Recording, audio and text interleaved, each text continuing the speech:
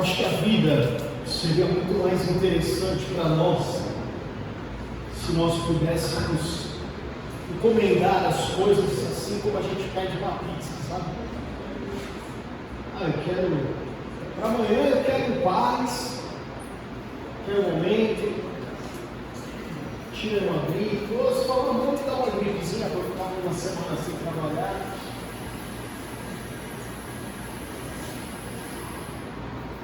Mas na verdade, irmãos, o que a vida nos entrega,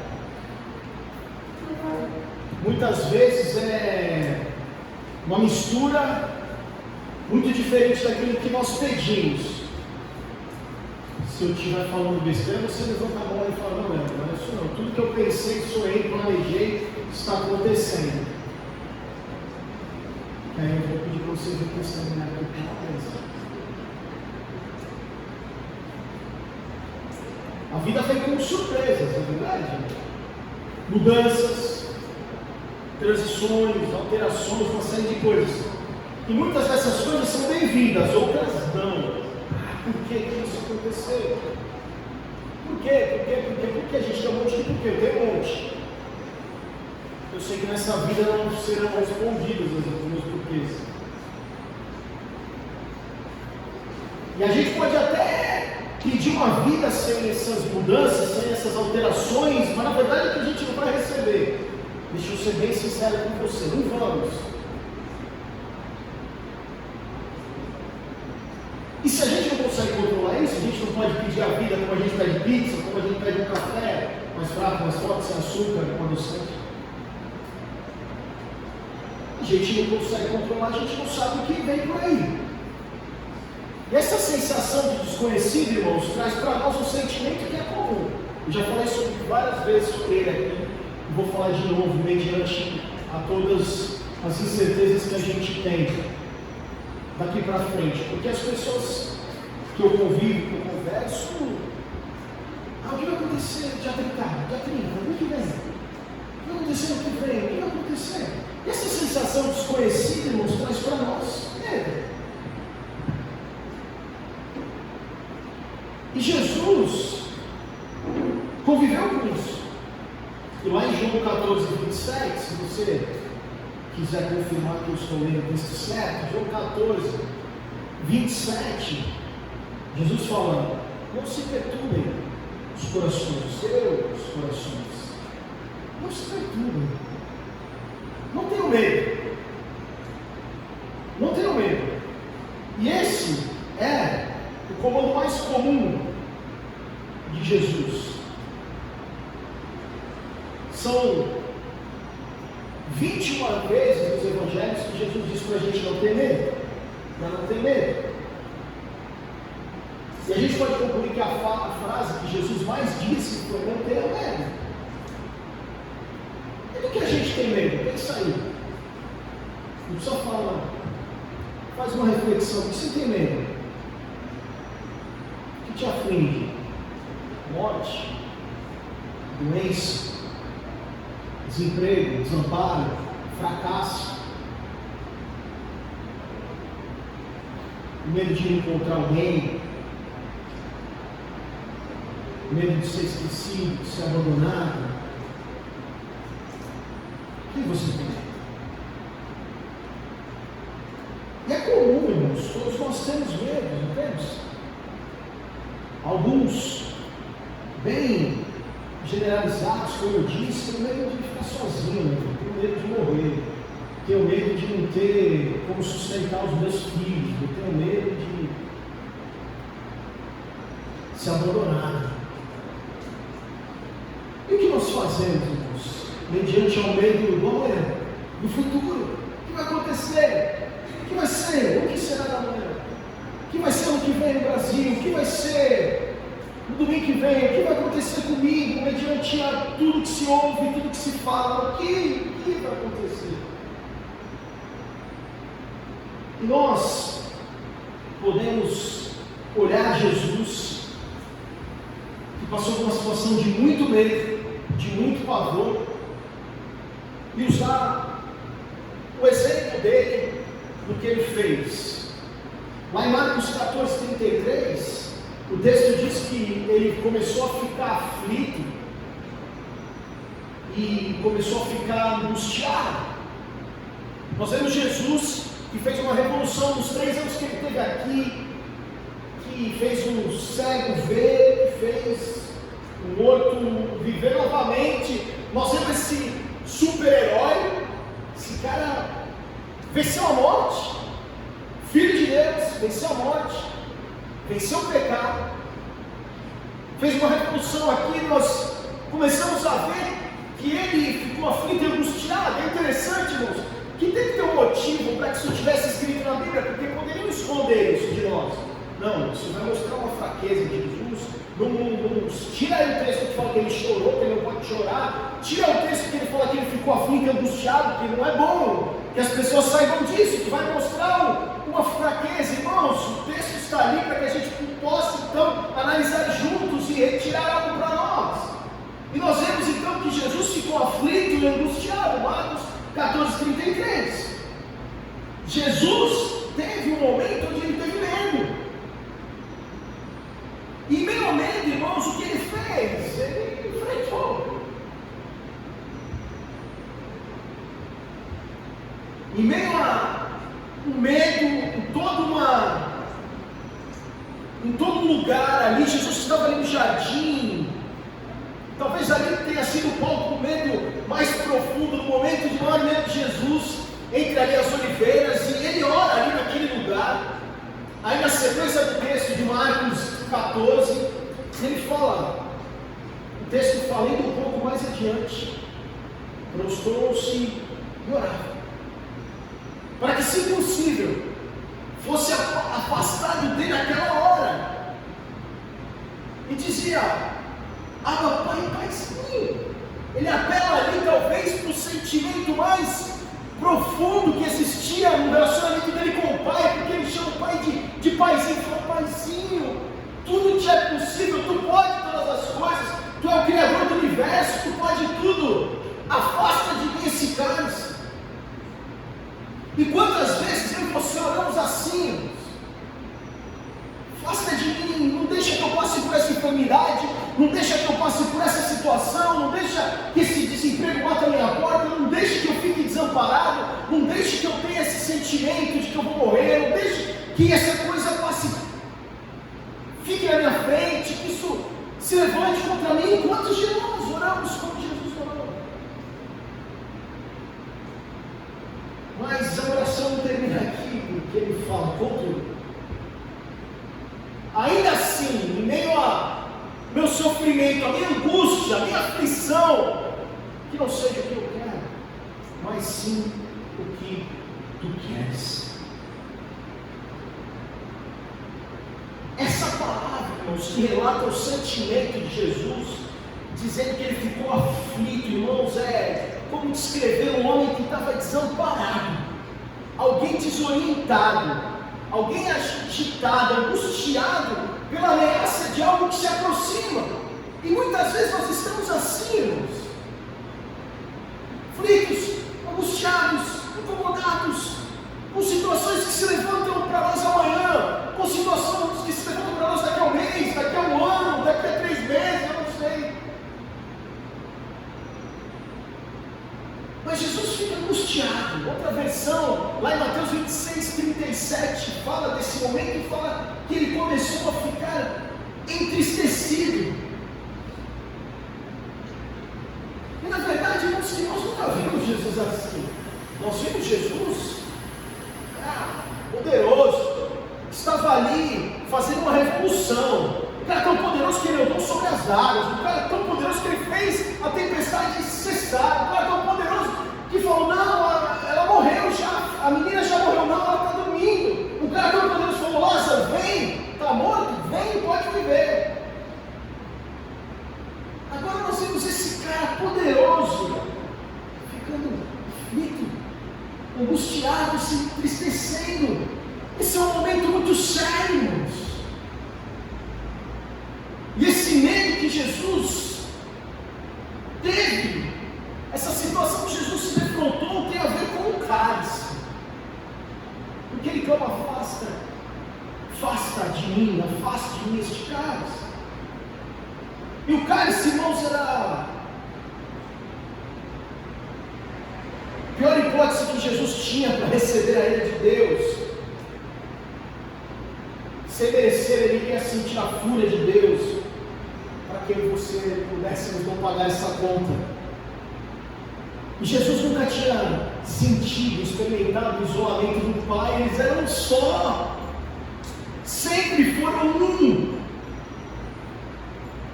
Ele não conhecia a parte física, porque ele era um ser imortal. E no entanto, em poucas horas depois desse clamor, desesperado, angustiado, entristecido, Jesus enfrentaria tudo isso. Deus despejaria a sua ira, a ira de um Deus santo que odeia o pecado. Um Deus santo que odeia o pecado, irmãos. Ele continua sendo esse Deus santo que odeia o pecado. Despejaria tudo isso no seu filho, que seria coberto de pecado, para que eu e você pudéssemos ter a liberdade de estar aqui nessa manhã, recebendo graça. E Jesus teve muito medo. E o que ele fez com o seu medo, irmãos, nos mostra o que nós podemos fazer com o nosso. Porque nós vemos, irmãos, Jesus então levando todas as suas aflições novamente diante do Pai. E o que ele fez foi que ele orou. Mateus 26:36. Ele senta os discípulos, ele sentem aqui que eu vou ali orar. Só que uma prece só, uma oraçãozinha só, aquela que a gente faz antes de dormir rapidinho atrás. Tenho medo, amanhã me ajuda, amém. Não! O texto diz no versículo 42 de Mateus 26 que ele se retirou outra vez. Novamente, ele persistiu em oração. E nós vemos que depois, irmãos, no outro versículo no 41, versículo 41 de Mateus 26, ele pede ajuda, fala: me ajudem, vamos orar juntos, vigiem, orem, vamos fazer um clamor aqui para que essa situação passe, para que eu seja de alguma maneira cuidado, confortado. Jesus enfrentou o seu maior medo, irmãos, orando, de modo honesto. Não temos como complicar, mas o assunto é simples. O apelo dele no jardim para Deus foi breve, foi direto. Não teve nenhum rodeio, não teve nada. Como uma criança que se pega no colo do pai e fala: paizinho, me ajuda, eu tenho medo do pesadelo, eu tenho medo do monstro, eu tenho medo do que for. E é assim que nós devemos orar, irmãos. Nos achegamos ao nosso Pai, que controla todas as coisas, e podemos orar com sinceridade, realmente com sinceridade. Pai, eu não tenho medo, eu não consigo dormir, eu tenho medo que o exame amanhã tenha uma notícia ruim, eu tenho medo que alguém me ligue com uma notícia que não tão boa, eu tenho medo de perder o meu marido, a minha esposa. Cabe a nós, irmãos, descortinar tudo que precisa, abrir as cortinas, expor os nossos medos. Cada um deles, irmãos. Cada um deles. Você tem o seu, eu tenho os meus. Pode ser financeiro, pode ser relacional, pode ser o medo da segurança. Nós devemos arrastar todas essas coisas perante Deus, para que deles, cada um desses medos, recebam o seu justo castigo. Jesus tornou seus medos públicos. Hebreus 5:7 diz o seguinte: durante seus dias de vida na terra, Jesus ofereceu orações e súplicas em alta voz e com lágrimas àquele que o podia salvar da morte, sendo ouvido por causa da sua reverente submissão. Ele orou alto bastante, irmãos, para ser ouvido, para que a oração dele fosse registrada, para que ninguém tivesse medo de esconder toda a angústia que ele passou. Orou, pediu que os amigos orassem com ele. E essa prece, essa oração no jardim, irmãos, se torna para nós, para mim e para você, uma imagem. Uma imagem, irmãos, de uma comunidade. Jesus ali com os seus, orando. Assim como nós, como igreja, podemos orar um pelos outros. E talvez uma igreja, irmãos, deva apresentar os nossos medos e é para cá que os nossos medos vão para que possam morrer, irmãos. Através da oração, através do conforto, através do abraço, através de uma ajuda.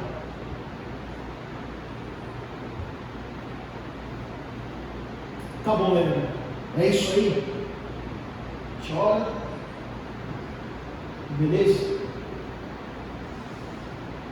Na verdade, irmãos, além de orar, despejar todos os nossos medos diante daquele que pode destruir todos esses medos, pode nos ajudar a passar por coisas que nós não temos como mudar. Como eu disse no começo, a gente não encomenda a vida como pede uma pizza.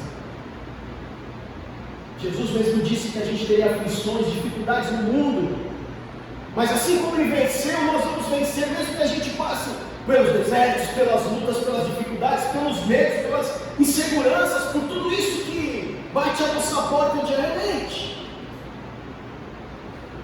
Enquanto, irmãos, nós oramos, assim como Jesus orou, e assim como Ele orou e pediu, passe de mim esse cálice, e o cálice não foi removido, Ele teve que enfrentar o cálice, irmãos. Eu e você também temos que enfrentar os nossos problemas, eu e você também temos que enfrentar os medos. E é importante, irmãos, que a gente lembre que a gente não está sozinho. Nós nunca estaremos sozinhos nessa caminhada. João 14, 28, Jesus diz: vocês me ouviram dizer, eu vou. Jesus falou, vem cá, no ápice do sucesso dos discípulos, todo mundo comemorando, maravilhoso. Imagina aí, vamos lá, pega aí, Brasil vai para a Copa do Mundo, chega lá na final da Copa do Mundo, reúne o time todo, aí o Tite fala, o técnico fala, queria dizer para vocês que eu não vou incomodar vocês aí no final. Ou pega o melhor jogador aí, Neymar.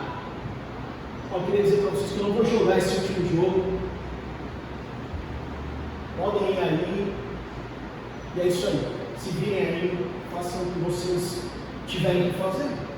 Jesus veio para os caras e falou: eu vou, mas volto. Se vocês amassem, ficariam contentes, porque eu vou para o Pai, pois o Pai é maior do que eu. Imagine, irmãos, quando eles ouviram isso a primeira vez. Nós conhecemos o final da história, nós sabemos que Jesus foi, mas deixou um advogado, um consolador para nós. Mas imagina os discípulos ouvindo isso pela primeira vez.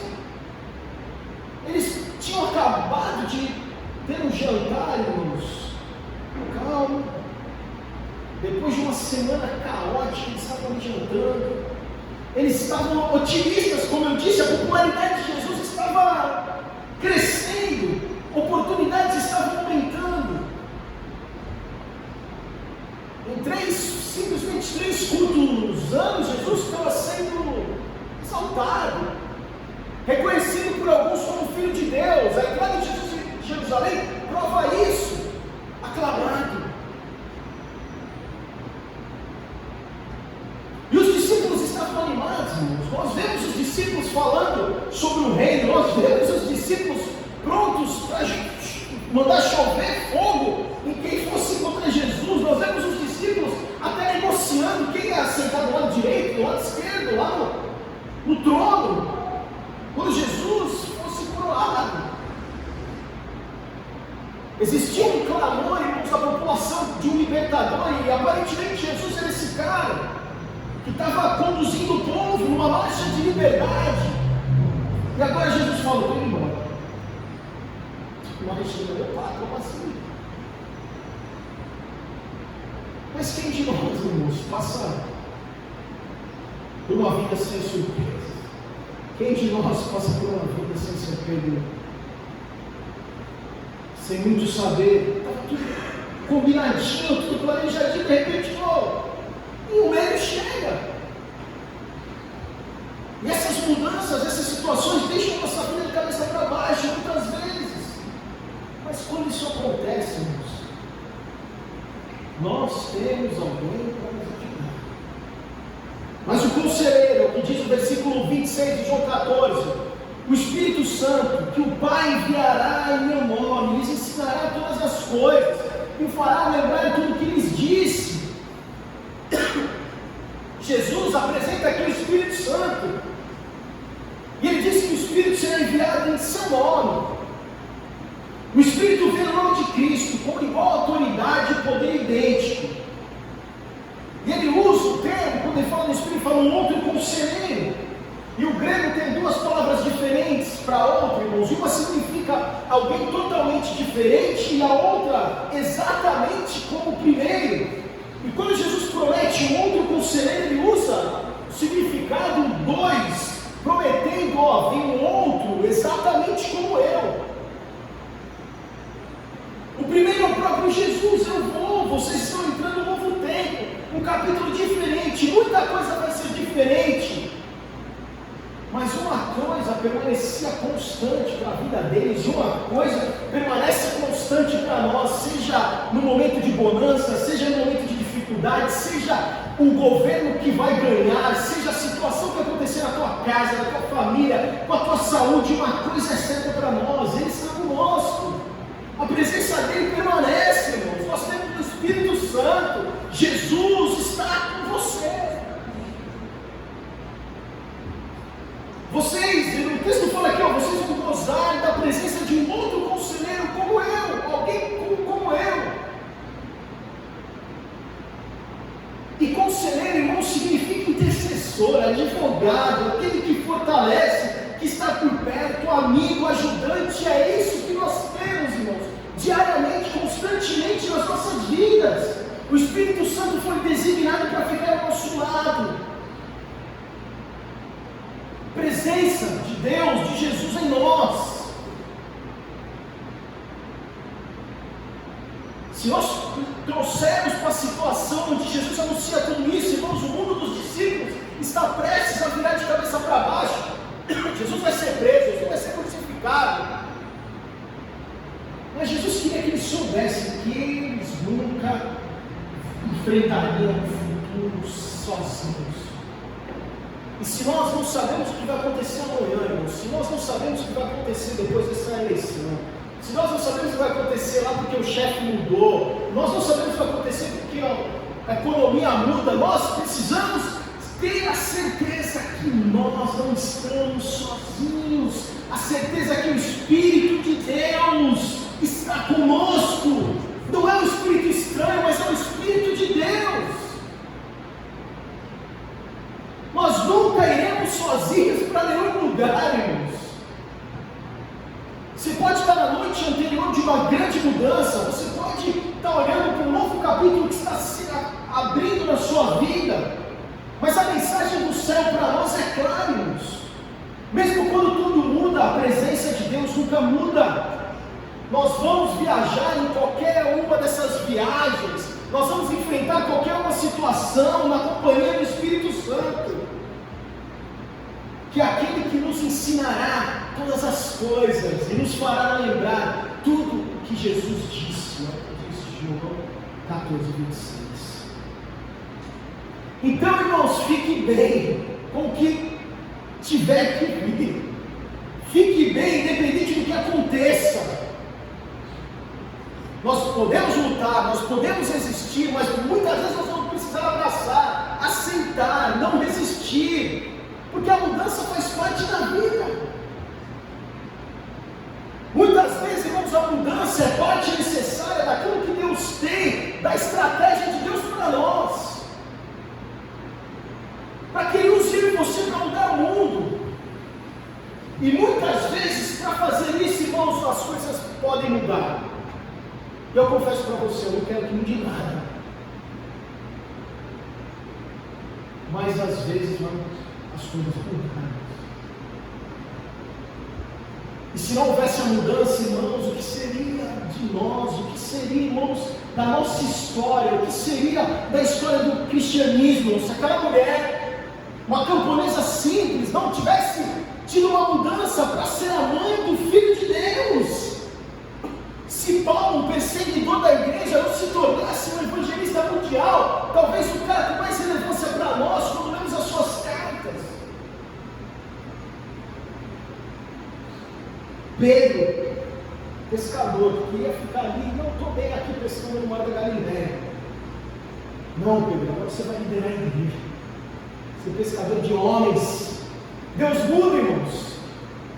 Deus traz mudança, Deus muda as incumbências. Na verdade, irmãos, Deus muda o que Ele quiser. Cabe a nós, filhos, servos, comprados por alto preço, aceitar e ter a confiança que Ele faz o que lhe apraz. Tudo pode mudar, irmãos. A única coisa que não muda é Deus. Imutável.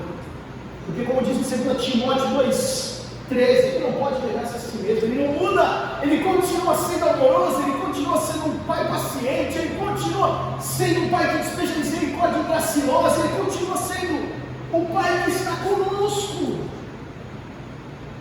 Mas em meio a tudo isso, irmãos, nós temos as nossas incertezas, nós temos os nossos meios. O que fazemos? Nós lembramos que temos um companheiro de viagem, o Espírito Santo de Deus. Nós clamamos, nós oramos, nós intercedemos e colocamos todos os nossos medos, as nossas incertezas diante dele. Mateus 24,6, Jesus disse: não tenha medo. É necessário que tais coisas aconteçam, mas ainda não é o fim. É necessário que tais coisas aconteçam, irmãos, mas não é o fim para você, não é o fim para mim, não é o fim do trabalho, não é o fim da família, não é o fim do Brasil, não é o fim da igreja, irmãos. Não é o fim da nossa história. Não é o fim. Nós vamos continuar com medo, mas nós não precisamos viver sozinhos com os nossos medos. Nós temos um Consolador, nós temos um advogado, nós podemos clamar, entregar a Ele tudo que nos aflige, irmãos, porque cada um dos nossos problemas, das nossas dificuldades, dos nossos medos, são possibilidades que Deus tem para fazer o que Ele quiser nas nossas vidas, para ser soberano, para nos ensinar. Do que você tem medo hoje? Do que você tem medo? Mateus 10,31. Portanto, não tenham medo, vocês valem mais do que muitos pardais. Tem medo de não ter dinheiro? Tem medo de não pagar a conta? Tem medo de não conseguir a comida dos seus filhos? A gente vale muito mais que os pardais, amigos. Não tenham medo. Lucas 8,50, Jesus disse a Jairo: não tenha medo, então somente creia e ela será curada. Você tem medo da saúde? De não ter saúde? Você tem medo da enfermidade? Você tem medo da morte? Não tenha medo, porque ela será curada. João 14,27, deixe-me a paz, a minha paz lhes dou, não a dou como o mundo a dá. Não se perturbem os seus corações, não tenham medo. Você tem medo da guerra, você tem medo de não ter paz, você tem medo de ser uma pessoa perturbada com todas as situações. Deus tem paz para você. Deus tem saúde para nós, irmãos. Deus tem sustento para nós. Deus está com a gente. Isso não significa que eu estou te prometendo uma vida sem problemas, que não vai doer, que não vai ser difícil para caminhar, que não vai ter problemas, não. Eu estou dizendo, irmãos, que em meio ao mundo de aflições, Deus está com você. Em meio ao mundo difícil, complicado, Jesus disse para nós, Ele disse 21 vezes no Evangelho: não tenha medo. Não tenha medo, nós não estamos sozinhos. Nós temos um Deus que cuida de nós. Nós temos um Deus que olha por nós. Nós temos um Deus que controla todas as coisas. Ele está comigo, Ele está com você. Amém, irmãos? Um Deus todo-poderoso, um Deus onipresente, um Deus que está com a gente. Amém? Eu queria orar, irmãos. Eu queria orar por isso. E como eu disse, ter medo é um negócio que nós convivemos. Não é algo que pode, que nós não vamos arrancar das nossas vidas. Nós temos os meios, nós convivemos com isso, eu tenho os meios. Mas eu queria orar por você. Se você tem sido perturbado por algo, por um medo, por uma situação, eu queria orar por você. Eu queria te convidar para vir aqui na frente. Dificilmente eu faço isso, mas é a direção que eu tenho. Se tem algo te perturbando, irmãos, eu queria orar com você. Se o pastor pudesse.